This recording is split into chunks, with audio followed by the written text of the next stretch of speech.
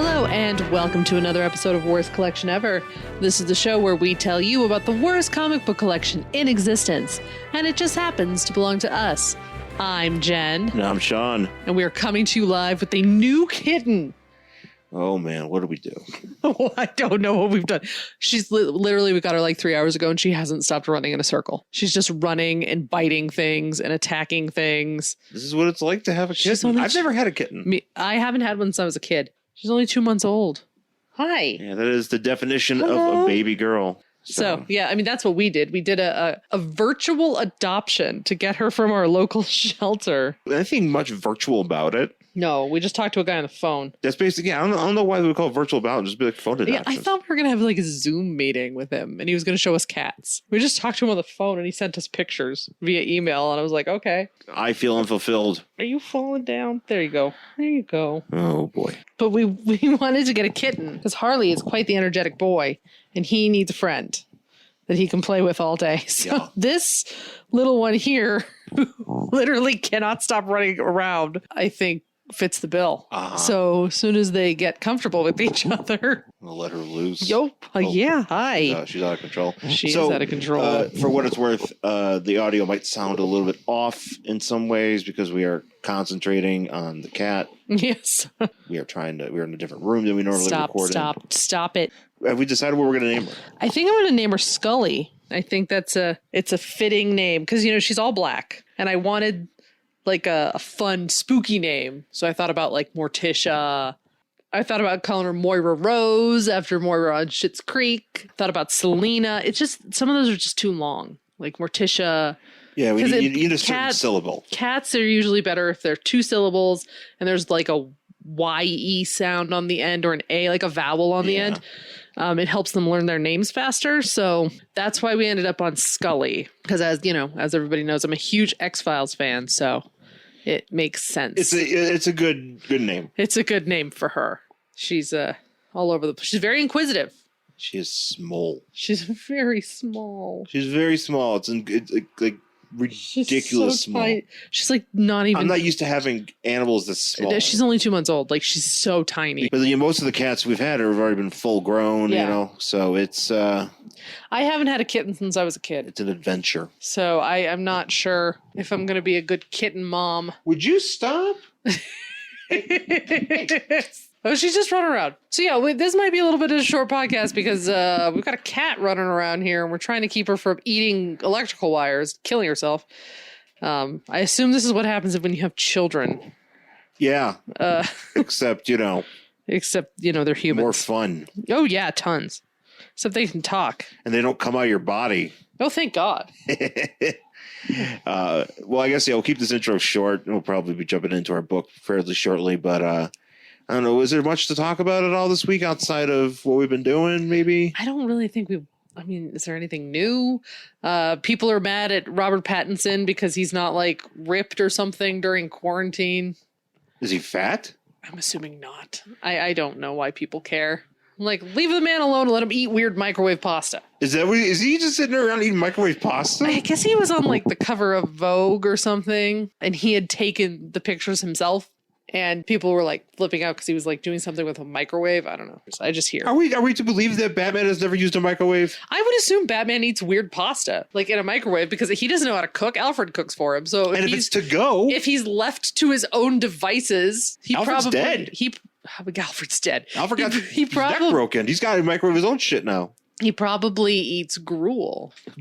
Which, maybe we've detailed on the shows before, but that's what I would eat when I was younger. I don't know what the fuck's wrong with you. 10, 15 years ago before I met you. Yeah. It'd be a lot of me dumping. Eating ridiculous meals. It'd be like basically taking like those pasta side dishes and then dumping like tuna or chicken or vegetables or whatever and just eating that. But that's all we have right now. Let's take a quick break and we'll come back with our book for this week. Greetings, podcast listener. My name is Charlie Niemeyer, and I host a show called Charlie's Geekcast, all about me and what I like. But mostly about what I like. 2020 marks a pretty special year for me. For one thing, I'll be turning 40 this year. But this year also marks 10 years since I started podcasting by talking about Superman's adventures in the Bronze Age. Coincidentally, this year also marks 50 years since Superman entered the Bronze Age. To celebrate all of this year I'll be doing a series of episodes called Geeking on Superman in the Bronze Age, where I'll be looking at some great Bronze Age Superman adventures that I didn't get around to the first time around. It's a lot of around. So check out Charlie's Geekcast, part of the Two True Freaks Internet Radio Network at twotruefreaks.com. Also, you can find the show at charliesgeekcast.com or wherever you get your podcast.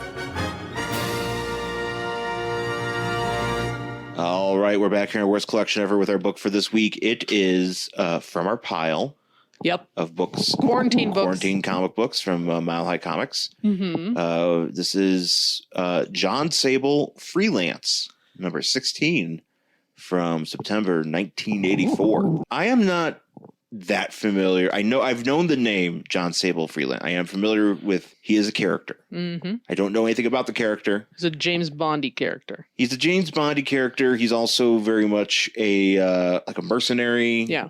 I mean, obviously freelance kind of implies that he is he'll work for hire in the real life. Getting busted trying to overthrow Venezuela, which literally just happened.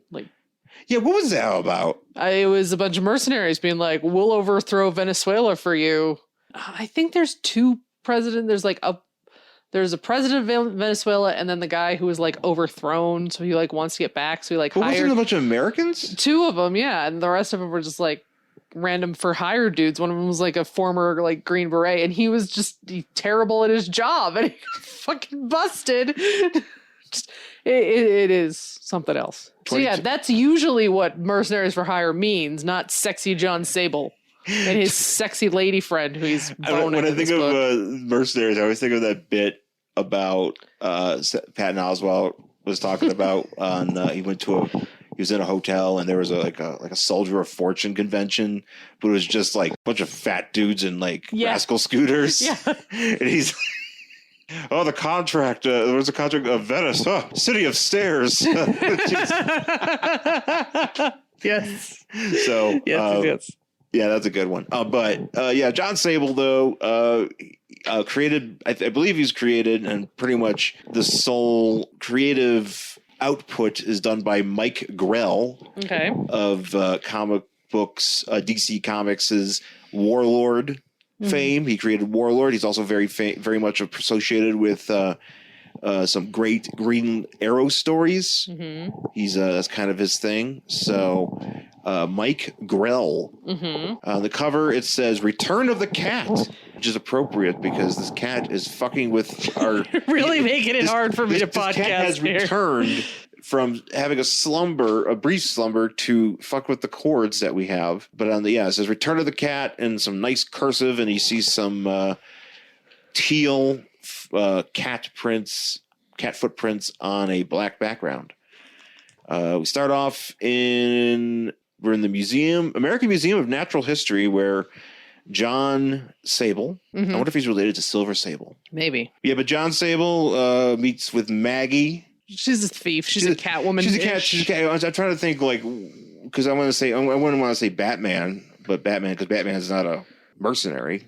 No, but he could be a sexy James Bond type. Yeah. Depending on who's writing him. So yeah, they meet up and they're like, yeah, we knew each other. This is pretty excellent. She's a jewel thief, and whoever they're talking to a party is like, man, what a great joke. And he's like, no, she really is. And they bone basically. Well, eventually, yeah, because they're sitting there. They're. I feel like they're at this soiree about a sword. This I don't know, corroded sword that has a big jewel on the top of it. Sure. So John goes back to, I'm assuming this is either his house or it's Franklin Lloyd Wright's Falling Water. It's exactly what it looks like. This is a very, he's got I'm trying to say it properly. Aquariums built into the wall. Oh, yeah. Which is not entirely uncommon. I have a friend that actually has that. But did he do that himself? I feel I can't remember if he did it himself or if it was already there. Oh, I can't Which is also a very, even more fun to imagine that somebody was like, I just always wondering, how does the fish tank pop out?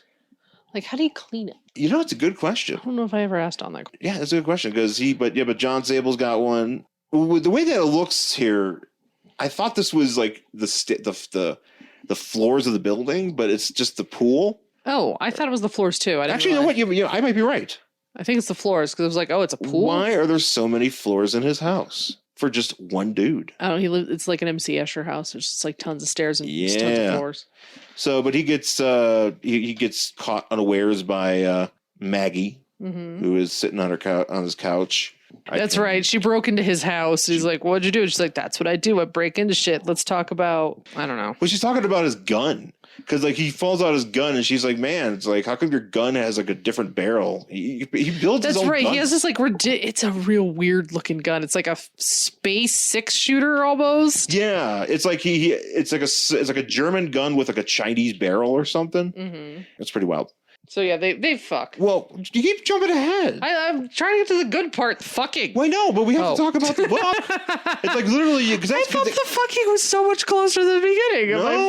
No, they talk about. See what I pay attention to. He pulls out like a yearbook at some point. Oh, fuck his yearbook, dude. Just get down to the boning. Yeah, because first she's fuck like your yearbook. You know, Maggie's like, "Hey, I need your help with some industrial espionage, and help me steal or help me get back some sort of secret formula that's been stolen from Atlanta." So she pulls out a dossier. This is where it looks like a yearbook. Just pulls out a dossier of like a bunch of thieves, but it's like the thieves look like you have like a football player, a fucking Paul Newman, Donald Pleasance, Charles Nelson Riley. You know, I mean, it's just a weird crew. Yeah. Very weird crew. Everybody's dead. But apparently it's like they're all linked by this college professor. It's kind of like, actually, I think it's like the cool version. It's Hogan's Heroes. It's Hogan's Heroes, but the cool. Remember we're watching Shakma and it was all the Roddy McDowell was like hanging out with students. They were playing fucking like live LARPing. Oh, yeah. This is like the cool version of that. Okay. And there's no murderous monkey. Oh, see, I like the murderous monkey. I mean, at least this has fucking. I don't think there was any fucking in the murderous monkey. No, there wasn't. There was. Nobody had time to fuck. They're all LARPing. They're too busy LARPing. That's true. Yeah, so this is where this is where Jesus Christ, we don't get to the fucking. I told you this is the important part is the fucking. Well, a lot of it's and just then like the part where they get exploded in a boat. Those are the two important parts.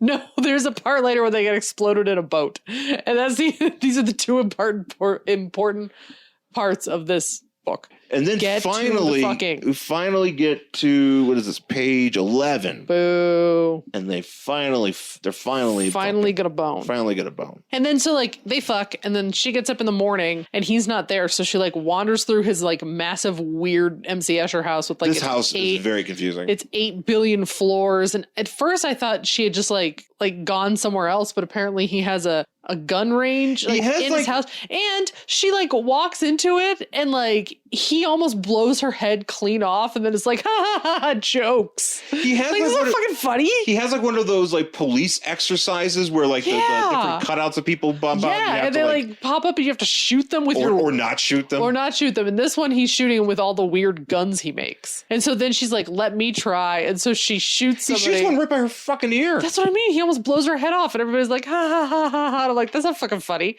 And so then she tries the gun, and she like melts a dummy. She walks by, sees it says Hogan's Alley, which is, I believe, a Nintendo game. That's a shoot 'em deal. You would think, I don't know, maybe she just didn't have common sense. But I just don't think that there was any warning that it was the shooting gallery in this wacky house. No, because it's just like floor pool shooting gallery. Yeah, floor pool, fishing tank, shooting gallery, bed, sex. So he's got this Godkiller, which the bullets that he shoots are literally pencils. Like, do you see that? They're really like long and weird. They're like I would imagine these was what these bullets look like with Anton Chigurh. Oh yeah, gimmick gun. Well, his was an air gun. Yeah, but they're like there was no bullets. It was just so much concentrated air. Really? It poked a hole. Yeah. I thought he was shooting people with. No, that's what they used to murder cows. Because then you don't get any like bullets, residue, and. Because you want that clean beef. Yeah. Gotcha. Well, yeah, he's got this. What was it, the Saint? What's the gun from Preacher? Saint Killer. Saint Killer. Yeah, I think it's a Saint Killer. Yeah, he's walking around with the Saint Killer here. And which apparently it's also very good underwater. So yeah, she uses it, which is good because you're just shooting shit underwater all the time, like fish. You want to get some? I really like that cod, and you just like fucking. That's how the Rock eats so much cod. He just goes into the water, just pounds a bunch of unloads of pencils into them. He shoots a lot of highly concentrated pencils into these cods, and he just eats them raw.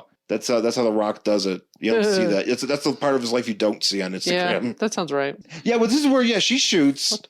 And like all he does, he shoots a dummy and it goes through, clean through. Mm-hmm. She shoots it and like vaporizes the goddamn thing. Yeah. Oh yeah. I mean, like melts a dummy. Melts. Yeah. And she's like, oh, I guess I should have gone a little to the left. Or he's like, oh, you need to go a little to the left. And she's like, it doesn't really matter. So they get to this island. They scuba onto there. We got a lot of cool espionage, mercenary goodness going on here. It's pretty cool. Actually, I do like how this is drawn. It's pretty. There's some nice art. Mike Grell's got a very distinctive style, and it's cool to see. I like seeing this. Yeah, and so then we meet up with the professor and his buddies, the fucking Charles Nelson Riley and big head, thin arms. That's the best way to describe him. Big head, thin arms. Yeah, did you see that guy? You don't talk about big head, thin arms. It'd be really good giving a description to the cops. Like, yeah, there was a dude here. He like knocked off his place. Big head. You just see thin arms. And then the sketch artist just draws like a giant head and a stick figure body. Is this him? Yes, that's him. That's him. That's that dude. That's Joey Jojo Shabadoo. Sable and Maggie are infiltrating this building. And we're getting this speech about the perfect crime and calculating risk from this professor fellow. And who can give a fuck? But they did apparently ransom this formula that they stole for $50,000 each.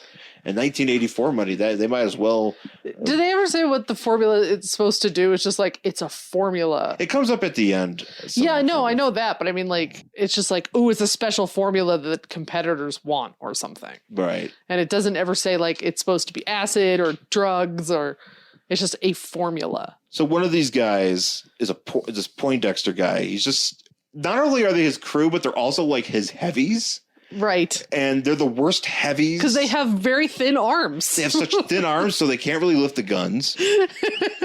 But they're stick arms. They just can't do anything with it. There's one guy, though, he's just sitting in like in an office somewhere, and he's drinking beer, but like he gets to the end of it, and he's like, is that thing, like I've never done this with a beer. When I drink a beer, I know it's done. Oh, where you just tip it back and look at it? I don't hold it up to my face. Like you go, beer. And go, beer is gone. Beer is gone. So yeah, so this is like where he's like, I guess I gotta go all the way downstairs and get more beer. So he does that, and like when he comes upstairs, he catches Maggie. She's breaking into this safe.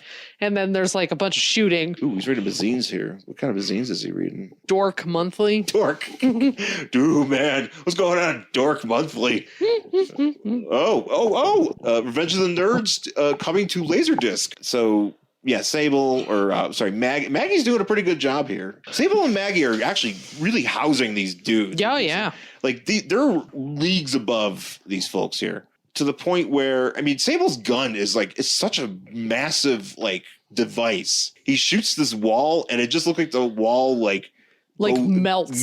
Just goes like nuclear. Yeah, it literally looks like it's like it becomes lava. So Maggie opens the safe, though, and as it turns out, the formula's not in there because it's on this professor's person. He's carrying it. And he's in a boat. No, he's about to go into a boat. Well, okay, close enough. He shoots Charles Nelson Riley. That's right, like 1,000,000 times. Yeah, he shoots him with a fucking Uzi. That's like 1,000,000 times. Charles Nelson Riley, more like Charles Dead Riley. Yeah, so this guy gets on the boat. He actually does a cool thing here where in order to escape on his way out or to keep from being followed, he takes a lantern, like a gas lantern, that's lit, and he throws it onto just boxes of explosives. Sweet. Which, good call. But it blows up this place, but thankfully Maggie and Sable get out, and now we get boat chase. Night boat. We get some night boat chasing. Night boat. And they're chasing his boat. He's in the boat. They're underwater, but as we know, because Sable told us earlier, this gun that he has can shoot underwater. This lava-inducing gun can also shoot through boats underwater. Well, good. I'm glad we called that out. Which he does, and we get the Act 1 gun. We actually get a great panel here. This guy gets shot like a million. Oh yeah, like 1,000,000 times. It actually looks like he's just been stabbed with like a lot of very skinny sticks. He unloaded this entire clip. Yeah, like I think like 12 because he shot it once in the building, and then Yeah, and it's, oh man, I think he gets shot in the dick. Because if you see here, it goes he to the totally leg, gets it shot goes in through the his dick. thigh, but then it just travels up to the groin Yeah, he and totally out gets to shot his in the dick. kidney, which, goddamn, pal, that is... How are you not tired? Sorry. She'll never be tired. She's been doing this for hours. We get this jubilant frame here of the guy that he's dead, and he's... Yeah. But then Maggie's She's holding like up... holding up the envelope like, yay. It's kind of like when like Link gets like a new item and he holds it up. He's like, da-da-da-da, and he holds it up in his hand. It's like that. Yeah. And they're just like, yay, we murdered this guy. Then we kind of get like an epilogue here where they have the formula and they go back to this place and, you know, they're about to give him money. Yeah, so they're going to like... This is one thing where the guy's like, hey, here's $250,000. You can count it. He's like, nah, man. Yeah. Which, why not count it? Take a while.